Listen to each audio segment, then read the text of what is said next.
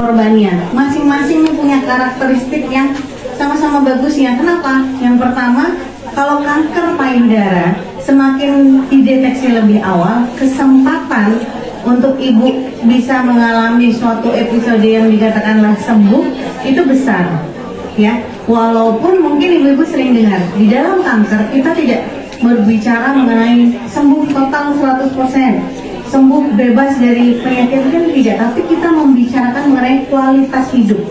Jadi makin dini ditemukan, maka kualitas hidup kita akan menjadi lebih baik gitu. Jadi bebasnya, free of disease-nya, bebas dari penyakitnya tuh lebih panjang lagi sehingga kita bisa beraktivitas. Kemudian payudara kenapa istimewa? Karena ada di depan dan kelihatan. Kenapa saya bilang istimewa di depan dan kelihatan? Yang periksa bisa banyak. Kalau ibu sakit di bagian payudara, yang bisa periksa siapa? Dokter. Oke. Kemudian kita sendiri juga bisa. Ada satu orang lagi, supporter yang paling penting. Siapa? Suami. Bener. Wah, berarti sering ya suami periksa ya. Kalau laki-laki itu memori tangannya itu lebih kenceng. Jadi kalau ada perubahan, oh kenapa nih sakit bisa periksa sendiri, bisa diperiksa dokter, sama bisa diperiksa sama suami. Jadi harusnya ketahuan. Kemudian ada kanker leher rahim atau kanker serviks. Kenapa istimewa? Karena kanker serviks itu bisa disembuhkan asal ketahuannya lebih awal gitu. Cuma karena serviks ini atau leher rahim ada di dalam, gak bisa diperiksa sendiri, harus diintip sama dokter gitu ya. Makanya harus diperiksakan. Dua-duanya ini itu sangat istimewa. Satu kelihatan bisa diperiksa, satunya lagi visible, memungkinkan untuk diperiksa walaupun harus ngangkang. Nanti jangan sampai ketukar sama kanker endometrium atau kanker rahim, karena nanti banyak ini nih datang, saya pap smear tiap tahun, ada pemeriksaan IVA tiap tahun, tapi kok saya divonis kanker rahim ya? Padahal udah periksa. Hati-hati, antara kanker serviks dengan kanker endometrium berbeda. Jadi satunya di lehernya yang sakit, satunya badannya, gitu ya. Oke, sudah saya. Nah, sekarang saya akan membahas mengenai kanker payudara. Early detection is the best protection. Benar sekali. Jadi makin cepat dini ketahui, maka makin banyak kesempatan kita untuk bisa sembuh ya, bebas dari penyakitnya. Deteksi dininya ada berbagai macam metode. Dalam keseharian harusnya kita sudah pernah melakukan salah satu dari ketiganya. Ada yang breast self examination atau CBA, baik klinikal ataupun yang kita periksa sendiri. Pada tahu sadari ya, periksa payudara sendiri. Sadanis, periksa payudara oleh tenaga medis. Ada satu lagi tadi, kan ada 3. Satu lagi ada sadami. Sadami berarti periksa payudara oleh dokter Ami dong ya. Tadi jauh ya, kalau sama dokter Ami ketemunya di Brebes kalau sama saya ya. Ngapak ada yang orang Brebes, Tegal, Cilacap? Oh Brebes, oke Brebes Jaya ya Bu ya. Brebes beres ya, itu udah ada bupati baru sama. Berarti sama-sama pengusaha bawang kita ya Bu. Sama pengusaha bawang ketemunya di Hongkong. Kemudian ada yang klinikal diperiksa oleh tenaga medis, ada yang mamografi dan termasuk USG juga. Kalau yang mamografi biasanya dilakukan pada yang muda atau yang udah di atas 40 tahun? Di atas 40 tahun. Betul sekali, berarti mendapatkan ini hadiah ya dari Smart One. Diundi dulu ya. Oke, betul. Kenapa? Boleh ya? Boleh. Kenapa di atas 40 tahun Mbak? Ada yang di bawah 40 tahun pernah di mamografi nggak? Belum ya? Ada yang udah pernah nyoba mamografi? Sudah, gimana rasanya? Rasanya dipencet sakit. Dipenyet ya. Jadi kebayang ya, alatnya besi ada atas dan bawah, kemudian payudara diletakkan di tengahnya dan dipelana. Gitu ya. Jadi lebih enak kayaknya diperiksa suami ya daripada diperiksa sama beda. Jadi kalau misalnya masih ini baru-baru tumbuh kan kencang sekali ya Bu ya. Jadi kalau di mamografi 35, bisa keluhannya yang lain ya. Next slide. Oke, ini tadi sadari. Jadi sadari kita lakukan sebulan sekali saja. Sesudah selesai masa haid, enaknya di hari ke-7. Kenapa? Hormonnya sudah mulai turun. Udah mulai kendur lagi payudaranya, sehingga kalau dipegang, kalau ada benjolan, ibu lebih berasa.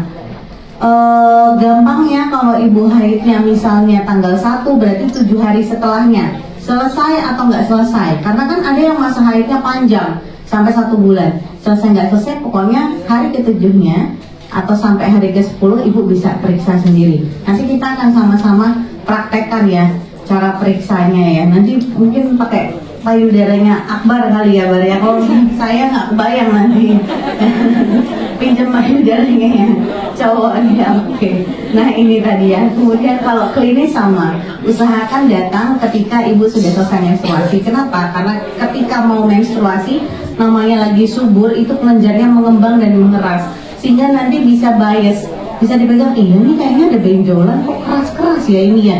Apalagi kalau lagi menyusui, nggak usah diperiksa ya. Kalau lagi menyusui semuanya jadi kanker payudara. Kenapa? Karena ini iya nih ada benjolan, ukurannya 4,5 kali 4 cm kali 3 cm ini. Payudara kiri dan kanan, langsung dirujuk ke rumah sakit, langsung di mamo, langsung di MRI. Selesai keluar hasil MRI, ternyata kelenjar ASI ya, udah capek. Jadi jangan ya, kalau selama menyusui jangan dulu. Jadi tunggu aja. Nanti sama nih nanti Dokter Bella akan cerita mengenai pemeriksaan IVA dan Pap smear. Boleh nggak pas lagi hamil? Ya boleh-boleh aja. Tapi kan kenapa harus dilakukan ketika lagi hamil? Kan nanti kalau misalnya ada apa-apa selesai lahiran, baru kita akan lakukan tindakan. Jadi semua pemeriksaan sekiranya lagi hamil atau lagi menyusui selama bisa ditunda, boleh ditunda ya. Oke.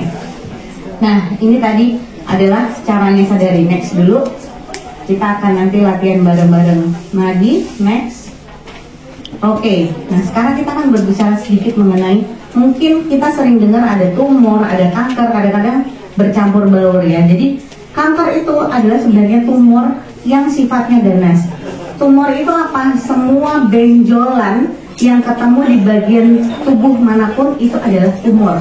Jadi tubuh kita itu punya sel-sel. Sel-sel ini ada yang ngatur, ada waktunya. Jadi sel darah merah umurnya 120 hari, habis itu mati ganti yang baru.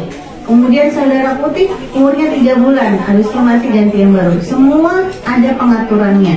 Tetapi ketika konslet, jadi ada yang konslet nih, nggak ada yang bisa ngatur, sehingga dia tumbuh terus tanpa ada yang mengkontrol.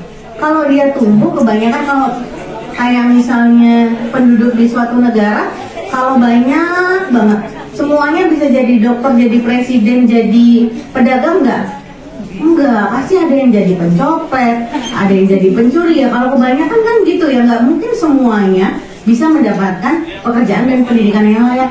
Sel juga seperti itu, kalau terlalu banyak nggak bisa dikontrol, maka dia akan hidup semaunya sendiri. Nah sel inilah yang asalnya dari tubuh kita, inilah yang akhirnya dia akan menjadi sesuatu yang ganas. Gimana kita bisa tahunya ganas? Nanti ada karakteristiknya ternyata. Misalnya dia punya kemampuan yang liar, jadi bisa merambat kemana-mana, atau biasa kita kenal dengan metastase. Metastase pada kanker payudara karena dia dekat dengan ketiak, biasanya sering ke ketiak. Makanya tadi saya bilang benjolannya bisa jadi tidak hanya di payudara, tapi benjolan juga di ketiak gitu ya. Jadi harus hati-hati. Kalau yang jinak gimana? Biasanya dia ada selubungnya sehingga nggak mudah menyebar. Kemudian tidak membahayakan kehidupan, karena ada juga pernah punya benjolan tumor payudara, pernah sudah dioperasi, sudah hasilnya apa? Jinak, atau biasa kita kenal dengan FAM, fibroadenoma mame. Nah itu tipikal yang jinak, karena biasanya dia kayak kita megang tetelan ya, digoyang ikut goyang, kayak megang bakso gitu, bulat bisa kita raba. Kalau yang jinak, biasanya ibu kayak ngeraba apa? Benjolannya kayak ngeraba beras. Gak jelas ini, mana batasnya ya, tapi terasa nih, ada keras-kerasnya. Nah itu hati-hati, mungkin bukan sesuatu yang jinak. Slide. Oke, ini bisa lihat ya. Jadi kalau dia misalnya yang jinak ini ada kapsulnya, ada selubungnya gitu. Sementara kalau yang ganas dia bisa menginvasi ke sistem limfa, kelenjar getah bening, makanya cepat sekali penyebarannya karena kita punya kelenjar getah bening dari atas sampai bawah. Ya, bisa ke pembuluh darah. Jadi cepat sekali. Hati-hati kalau misalnya ibu-ibu bentuknya tidak bisa diperkirakan, batasnya nggak jelas, apalagi ibu nggak bisa ngeraba, ibu mana ya? Kok nggak bisa digoyang, lengket-lengket? Barangkali bukan sesuatu yang jinak gitu ya. Slide. Oke, ini adalah definisi kanker sesuai dengan WHO.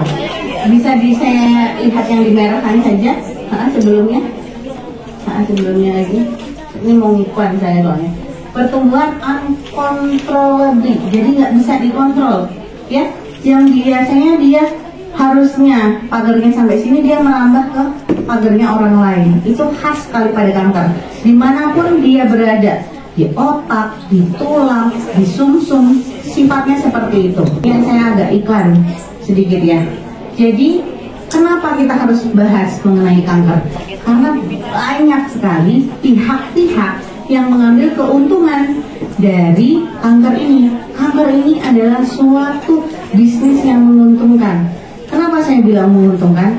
Karena saya bisa misalnya membuat bros, kemudian saya bilang ini anti kanker, testimoni sekian ribu orang. Iya, dulu saya ada benjolan, setelah memakai bros dari dokter Ami, saya bebas dari benjolan. Ya pakainya bros, tapi kemudian dibawa ke rumah sakit dan dioperasi, ternyata jinak gitu, jadi bebas benjolan. Kemudian ibu-ibu beli sama saya terus dari mulut ke mulut, keuntungannya besar sekali. Sama dengan obat-obat seperti ini nih, banyak sekali, tinggal cari aja ya, tinggal cari di Google, beli di Shopee, Tokopedia. Kalau di sini pakai belanja online nggak? Belanja online ya, jadi ini kurirnya dari JNE apa Tiki? Oh, dikirim dari Indonesia. Oh gitu.